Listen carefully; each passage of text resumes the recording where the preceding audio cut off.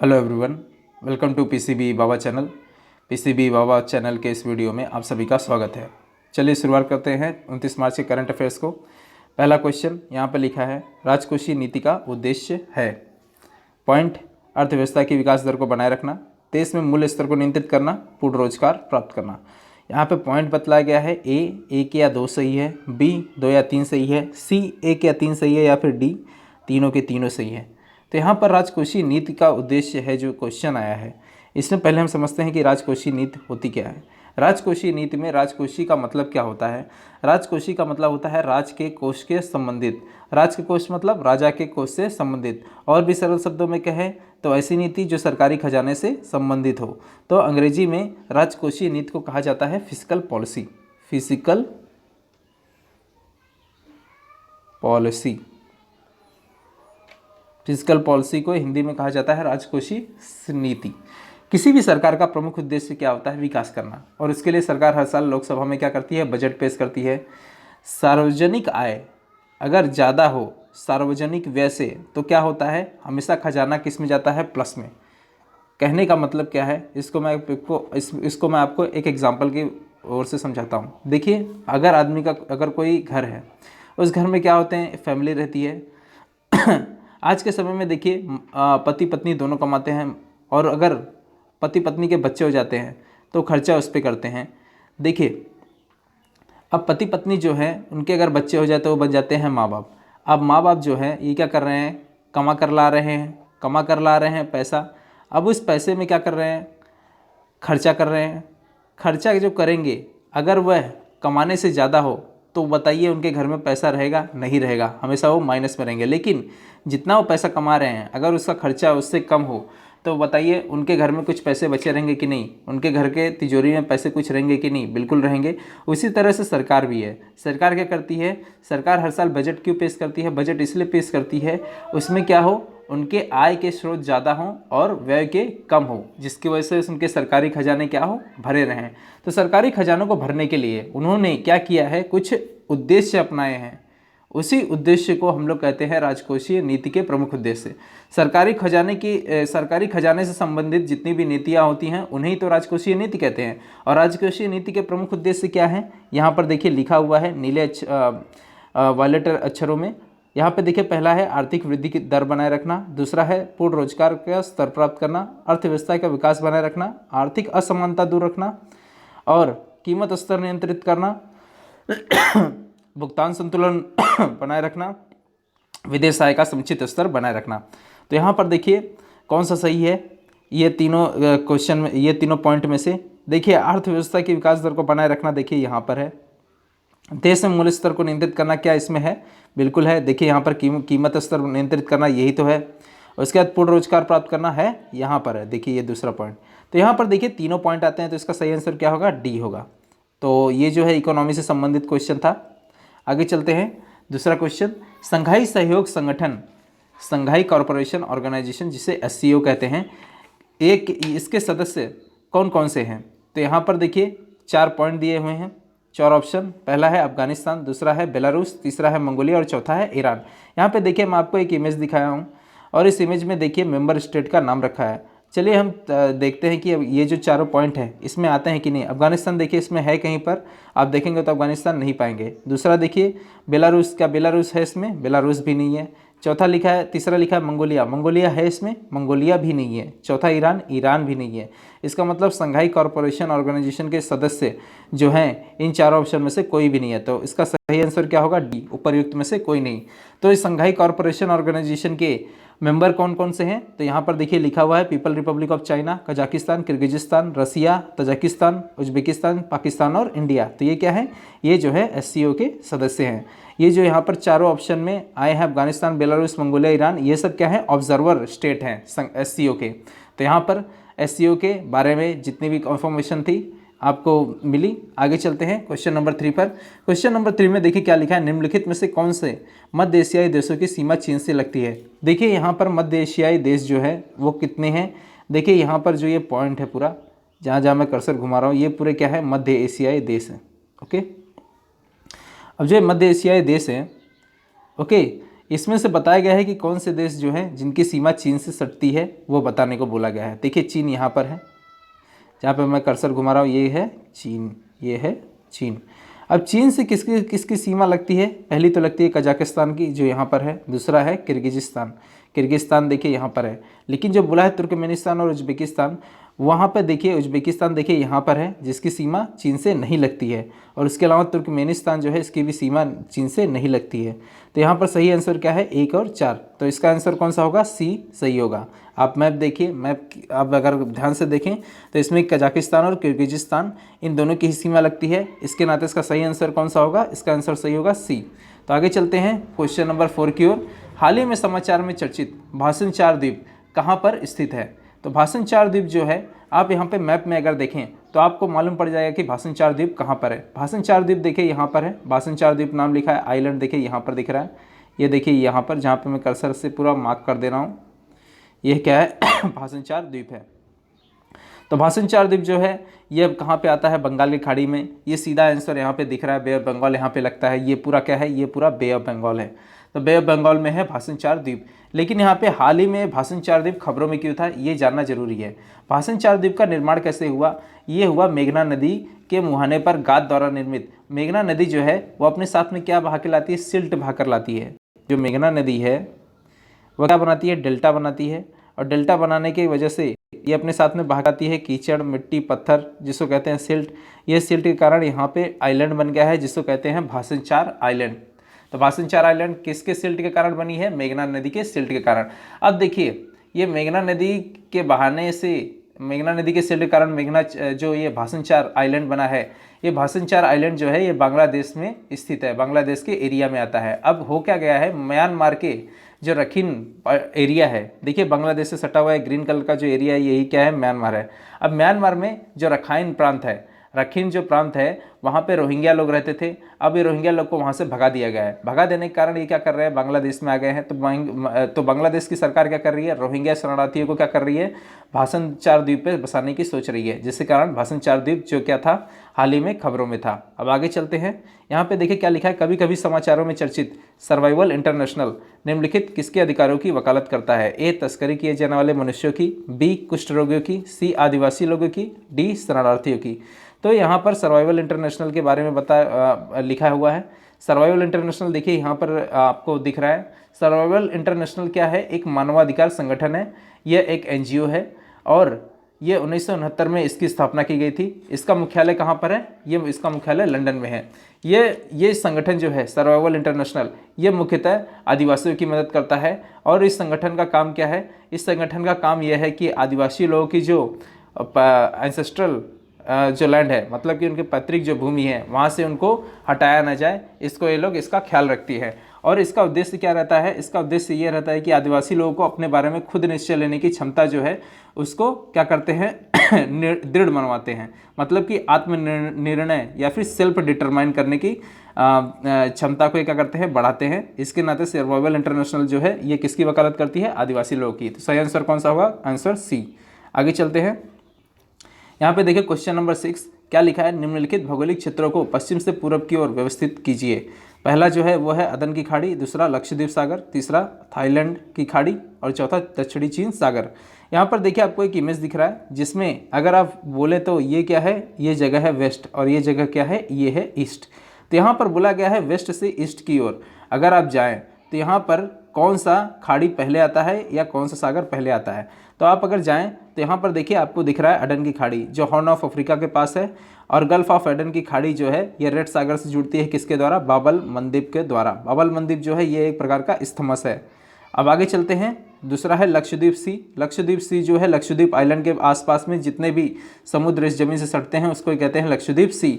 उसके बाद Thailand, gulf of Thailand, Thailand की खाड़ी देखिए यहाँ थाईलैंड के पास में है। उसके बाद साउथ चाइना सी, दक्षिणी चीन सागर। तो यहाँ पे जो पहला लिखा है अदन की खाड़ी वह हो गया यहाँ पर पहला, उसके बाद लक्षद्वीप सागर दूसरा, और उसके बाद थाईलैंड की खाड़ी यहाँ पर तीसरा, और यहाँ पर दक्षिणी चीन सागर चौथा। तो आप देखें तो क्रम सही लगे हुए हैं 1 2 3 4। तो सही आंसर कौन सा होगा? सी। तो क्वेश्चन नंबर 6 का सही आंसर क्या है? सी। आगे चलते हैं, क्वेश्चन नंबर 7। क्वेश्चन नंबर 7 में लिखा है बंगाल की खाड़ी बहुक्षेत्रीय तकनीकी और आर्थिक सहयोग उपक्रम। अगर इंग्लिश में इसे कहा जाए तो इसे कहेंगे Bay of Bengal initiative for multiple sectoral technical and economic cooperation. संक्षिप्त वर्ड में अगर कहें तो इसको कहते हैं बिस्मटेक। बिस्मटेक, तो बिस्मटेक के बारे में यहाँ पे पूछा गया है। तो यहाँ पर बिस्मटेक के बारे में बोला है निम्नलिखित कथनों पर विचार करिए कि कौन कौन से सही हैं। देखिए पहला लिखा है जो ये ऑप्शन लिखे हुए हैं, इन ऑप्शन पे जाने से पहले हम लोग क्या करते हैं, बिस्मटेक के बारे में कुछ जानते हैं। बिस्मटेक के देखिए कितने मेंबर हैं, जितने भी मेंबर हैं यहाँ पे उनका नाम लिखा है। देखिए पहला मेंबर कौन सा है, बांग्लादेश, दूसरा भूटान, तीसरा इंडिया, चौथा नेपाल, पाँचवा श्रीलंका, छठा म्यांमार और सातवां थाईलैंड। तो ये सब क्या है, ये सब इसके मेंबर हैं। बिस्मटेक संगठन का निर्माण कब हुआ था, बिस्मटेक संगठन का निर्माण हुआ था 1997 में बैंकॉक में। कहाँ पे, बैंकॉक की घोषणा के माध्यम से ये हुआ था। ओके, उसके बाद बात करते हैं जो लिखा हुआ है कि ये फ्री ट्रेड एग्रीमेंट नहीं है। क्या, फ्री ट्रेड एग्रीमेंट नहीं है। बिस्मटेक बना किस लिए है, बिस्मटेक बना इसलिए है कि कृषि से संबंधित मामले हों या फिर सार्वजनिक स्वास्थ्य रिलेटेड मामले हों, निर्धनता को जड़ से उखाड़ना हो, आतंकवाद को रोकना हो और इन्वायरमेंट तथा कल्चरल के क्षेत्र से जो भी चीज़ें हों उसमें मदद करने के लिए बिस्मटेक का निर्माण हुआ है। बाकी और किसी चीज़ के लिए इसका निर्माण नहीं हुआ है। तो अगर आप कहें कि व्यापार समझौता जो है वह पूरी तरह से फ्री है, बिल्कुल गलत है। फ्री ट्रेड एग्रीमेंट नहीं है, इसको इंग्लिश में कहते हैं फ्री ट्रेड एग्रीमेंट। तो फ्री ट्रेड एग्रीमेंट या फिर कह सकते हैं मुक्त व्यापार समझौता, ये जो है ये बिल्कुल भी इन 7 देशों के बीच में नहीं होते हैं। तो यहाँ पर अगर कोई गलत है तो वो कौन सा गलत है, तीसरा, बाकी 1 और 2 सही हैं। तो इसका सही आंसर कौन सा होगा, ए वाला होगा। तो आपको समझ में आ गया होगा ये बात। अब देखिए यहाँ पर यही चीज़ लिखा हुआ है इसके बारे में, बंगाल की खाड़ी बारे में। आप इसको आराम से पढ़ सकते हैं पॉज कर करके। तो आगे चलते हैं, हम लोग बात करते हैं क्वेश्चन नंबर 8 की। यहाँ पर लिखा है दुर्लभ मृदा तत्व, जिसको कहते हैं इंग्लिश में rare earth element, short form में कहे तो री कहते हैं इसको। क्या कहते हैं, री, REE, री। मैं लिख देता हूँ REE। तो यहाँ पर लिखा है री के बारे में निम्नलिखित कथनों पर विचार कीजिए। देखिए इसके बारे में, इसके निम्नलिखित कथनों पर विचार करने से पहले हम ये जानने की कोशिश करेंगे कि दुर्लभ मृदा तत्व कौन कौन से होते हैं। तो यहाँ पर देखिए दुर्लभ मृदा तत्व आपके सामने यहाँ पर देखिए पीरियोडिक टेबल है। पीरियोडिक टेबल में यहाँ पर देखिए ये जो लेंथेनाइड्स है, लेंथेनाइड्स 15 एलिमेंट, इन सबको क्या कहा जाता है, इनको कहा जाता है रेयर अर्थ में एलिमेंट। यहाँ पर अगर आप केमिस्ट्री से पढ़े होंगे तो केमिस्ट्री से रिलेटेड होंगे तो आप जानते होंगे कि लेंथेनाइड वाले 15 एलिमेंट्स कौन से होते हैं। यहाँ पर जो मैं लाइन मारा हूँ वो है। और इसके अलावा ये थर्ड ग्रुप के जो 3 एलिमेंट है, जहाँ पे देखिए मैं कर्सर घुमा रहा हूँ, जिसको कहते हैं स्कैंडियम, यट्रियम और लुटेशियम, इन तीनों को भी हम क्या कहते हैं, रेयर अर्थ एलिमेंट कहते हैं। तो रेयर अर्थ एलिमेंट कौन से हैं आप समझ गए, लेंथेनाइड के 15 एलिमेंट और इसके अलावा ग्रुप 3 के 3 एलिमेंट, जिसको कहते हैं स्कैंडियम, यट्रियम और लुटेशियम। ये तीनों 18 एलिमेंट, ये 3 और 15 लेंथेनाइड के, इनको कुल मिलाकर हो गए 18 एलिमेंट। ये 18 एलिमेंट ही क्या होते हैं, रेयर अर्थ एलिमेंट होते हैं। तो रेयर अर्थ एलिमेंट के बारे में कुछ जानते हैं। रेयर अर्थ एलिमेंट जो है इन दुर्लभ मृदा तत्वों में से एक, देखिए रेयर अर्थ एलिमेंट जो है इनको दुर्लभ मृदा तत्व कहते हैं। तो रेयर अर्थ एलिमेंट जो है इनमें से एक जो प्रोमोथियम है, क्या है, प्रोमोथियम। मैं फिर से आपको बता रहा हूँ, देखिए लेंथेनाइड में यहाँ पर देखिए जो प्रोमोथियम आ रहा है, मेरा कर्सर देखिएगा प्लीज़, मैं कर्सर का रंग चेंज कर देता हूँ यहाँ पर,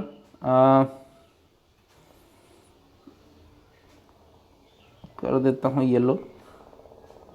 देखिए यहाँ पर जो है प्रोमोथियम दिख रहा है, देखिए यहाँ पर देखो येलो कलर में, ये जो है यहाँ पर है प्रोमोथियम, दिख रहा है आपको पीले कलर में यहाँ पर जो कर रहा हूँ, ये क्या है, ये है प्रोमोथियम। यहाँ पे बोला गया ये जो प्रोमोथियम है ये क्या है, एक प्रकार का रेडियो एक्टिव एलिमेंट है। रेडियो एक्टिव एलिमेंट है मतलब ये जो है एक प्रकार का रेडियोधर्मी, रेडियो उत्सर्जित करने वाला एलिमेंट होता है। और इसके अलावा जो है इसका काम किस लिए होता है, इसका काम जो है एलिमेंट, क्या ये जो एलिमेंट होते हैं रेयर अर्थ एलिमेंट, ये किस काम में आते हैं, ये आते हैं एलिमेंट जो है इलेक्ट्रॉनिक पार्ट्स बनाने में, कंप्यूटर बनाने में, और इसके अलावा कम्युनिकेशन के जितने भी साधन हैं उनको बनाने में होते हैं। और इसके अलावा जो ये स्कैंडियम है, स्कैंडियम का उपयोग किस लिए किया जाता है, टीवी और फ्लोरोसेंट लैम्प बनाने में, और इसका इलाज जो है गठिया और कैंसर के इलाज में भी किया जाता है। ओके, तथा ये जो रेयर अर्थ एलिमेंट होते हैं इनका काम क्या होता है, इनका काम जो होता है जेट इंजन, ड्रोन तथा टरबाइन बनाने के काम में भी आता है। ओके, और आपको मैं बता दूं चीन के पास इस रेयर अर्थ एलिमेंट की मात्रा 80% से भी ज़्यादा है। मतलब उसका जो ज़मीन जितना भी क्षेत्रफल है उसमें 80% से भी ज़्यादा भंडार है उसके पास मौजूद। तो आप समझ सकते हैं रेयर अर्थ एलिमेंट की कितनी मात्रा मौजूद है चाइना के पास। तो यहाँ पर देखिए, अब चलते हैं ऑप्शन की ओर, विकल्प की ओर। देखिए यहाँ पे बोला है कि दुर्लभ मृदा तत्व रेडियोधर्मिक नहीं होते हैं। तो ये बात तो बिल्कुल गलत है, क्योंकि आपको मैंने अभी भी बताया जो प्रोमोदियम है क्या है, रेडियो एक्टिव सब्सटेंस है। इन तत्वों का उपयोग स्वच्छ ऊर्जा, स्वच्छ स्वास्थ्य देखभाल, पर्यावरणीय समन तथा राष्ट्रीय रक्षा में किया जाता है। बिल्कुल सही। देखिए हथियार बनाए जाते हैं, ठीक है। स्वास्थ्य देखभाल के बारे में बिल्कुल सही, गठिया और कैंसर के इलाज होता है। स्वच्छ ऊर्जा बिल्कुल सही। जो जितने भी आपको दिख रहे हैं उपकरण, ये सब किसके द्वारा बनाए गए हैं, रेयर अर्थ एलिमेंट के द्वारा। जो कम्युनिकेशन के, संचार के सब सामान आपको दिख रहे हैं। इसके अलावा पर्यावरण समन, तो ये सब भी सब चीज़ों के लिए यूज़ होते हैं इसके। तो दूसरा वाला बिल्कुल सही है। और इसके अलावा जो चीन के पास दुर्लभ मृदा तत्वों के कितने भंडार मौजूद है, 80%। तो दूसरा और तीसरा सही है, तो इसमें आंसर रहेगा सी। सी जो है सही है। अब आगे चलते हैं। निम्नलिखित कथनों पर क्या करिए, विचार करिए। तो ये कथनों पर विचार करना है हमें। देखिए क्या लिखा है,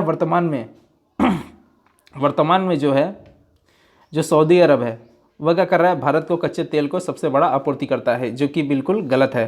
क्यों? क्योंकि भारत का सबसे बड़ा आपूर्तिकर्ता देश कौन सा है तेल का, वो है कच्चे तेल का। कच्चे तेल का सबसे बड़ा आपूर्तिकर्ता देश भारत का कौन सा है, इराक। और दूसरा कौन सा है, यूएसए। तो सऊदी अरब जो है भारत को कच्चे तेल का सबसे बड़ा आपूर्तिकर्ता है, ये जो है बिल्कुल गलत है। उसके अलावा दूसरा क्या है, ओपेक जो है ये कच्चे तेल का उत्पादकों का एक गठबंधन है जो तेल बाजारों में आपूर्ति में सुधार का कार्य करता है। बिल्कुल सही। देखिए ओपेक जो है क्या है, ऑर्गेनाइजेशन है। ओपेक का फुल फॉर्म ही क्या है, organisation of petroleum exporting countries, जिसमें आते हैं 13 देश। ओपेक का हेडक्वार्टर कहाँ पे है, ऑस्ट्रिया के वियना में। लेकिन आप याद रखिए ऑस्ट्रिया जो है ये ओपेक मेंबर नहीं है। तो ओपेक क्या है, 13 कंट्रीज का क्या है, गठबंधन है जो तेल बाजारों में आपूर्ति में सुधार का कार्य करता है। उसके अलावा ओपेक की सदस्यता क्या सभी के लिए खुली है, बिल्कुल खुली हुई है। जितने भी तेल निर्यातक देश हैं, ठीक है, वह क्या कर सकते हैं, इसमें आके जुड़ सकते हैं। तो यहाँ पर अगर कुछ सही है तो कौन कौन से सही है, दूसरे और तीसरे। तो इसका आंसर कौन सा सही है, सी। आगे चलते हैं प्रश्न नंबर 10 पर। प्रश्न नंबर 10 में देखिए क्या लिखा है। प्रश्न नंबर 10 में लिखा हुआ है कि संविधान के अनुच्छेद 356 के तहत लगाए गए राष्ट्रपति शासन के बारे में निम्नलिखित कथनों पर विचार करिए। देखिए यहाँ पर क्या बोला गया है, इस संबंधित राज्य के राज्यपाल को, पहला ऑप्शन पॉइंट पर जो पहला विकल्प जो लिखा है उसके बारे में बात कर रहा हूँ। इसमें लिखा है कि इससे संबंधित राज्य के राज्यपाल को लिखित सिफारिश के बिना नहीं लगाया जा सकता है। देखिए अनुच्छेद 356 क्या होता है। अनुच्छेद 356 में राष्ट्रपति को एक सरकारी घोषणा करने का अधिकार देता है। यदि प्रेसिडेंट को लगता है कि राज्य की सरकार को संविधान के प्रावधानों के अनुसार नहीं चलाया जा सकता है, तो विशेष रूप से राष्ट्रपति या तो राज्य के राज्यपाल को रिपोर्ट पर या फिर राज्यपाल के रिपोर्ट के बिना भी उस पर क्या कर सकता है, कार्य कर सकता है। तो यहाँ पर देखिए लिखा है कि राज्यपाल के सिफारिश के बिना वो कार्य नहीं कर सकता। तो ये तो बिल्कुल गलत हो गया, क्योंकि जो राष्ट्रपति है वो क्या कर सकता है, राष्ट्रपति शासन लगा सकता है किसी भी राज्य के ऊपर, राज्यपाल के रिपोर्ट के बिना भी, और या फिर राज्यपाल अगर अपना रिपोर्ट दे तो भी। तो यहाँ पर उसके बिना नहीं लगाया जा सकता, ये बिल्कुल गलत है। उसके अलावा देखिए यहाँ पर क्या लिखा है, राष्ट्रपति शासन की प्रत्येक घोषणा को संसद के दोनों सदनों द्वारा निर्धारित समय के भीतर अनुमोदित किया जाना चाहिए। बिल्कुल सही है। देखिए अगर राष्ट्रपति कहीं पे भी राष्ट्रपति शासन लगाना चाहता है तो राष्ट्रपति के नियम को लागू करने की घोषणा को संसद के दोनों सदनों द्वारा उसकी जारी होने की तिथि से 2 महीने के भीतर ही पास हो जाना चाहिए। अगर पास हो गया तो राष्ट्रपति शासन 6 महीने के लिए उस राज्य पर लग जाएगा। तो राष्ट्रपति शासन लगाने के लिए अनुच्छेद 356 क्या करता है, राष्ट्रपति शासन लगाने की अनुमति देता है, जिसके लिए 2 शर्तें पूरी होनी चाहिए।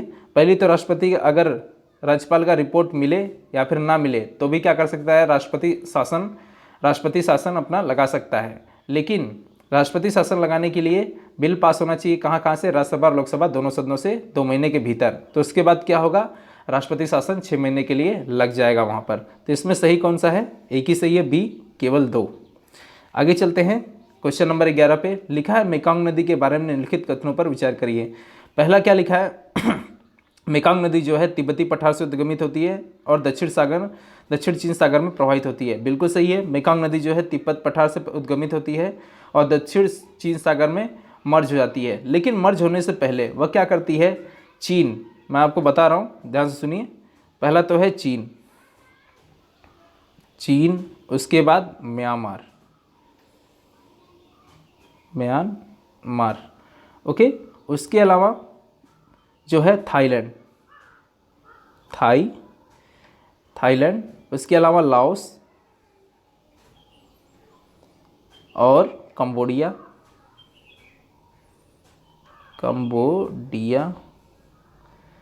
And Vietnam. वियतनाम, इन सब जगहों से होकर वो प्रवाहित होती है। तो यहाँ पे देखिए दूसरा पॉइंट क्या लिखा है, लाओस और कंबोडिया की राजधानी से मेकांग नदी के तट पर स्थित है। मतलब लाओस और कंबोडिया की जो राजधानी है मेकांग नदी के तट पर क्या स्थित है, ये सही है कि गलत? तो बिल्कुल सही है। देखिए लाओस और कंबोडिया का नाम यहाँ पर आया हुआ है, तो इसका मतलब मेकांग नदी जो है लाओस और कंबोडिया से होकर बहती है। तो यहाँ पर ये पहला और दूसरा दोनों सही है, तो यहाँ पर सी आंसर होगा, 1 और 2 दोनों।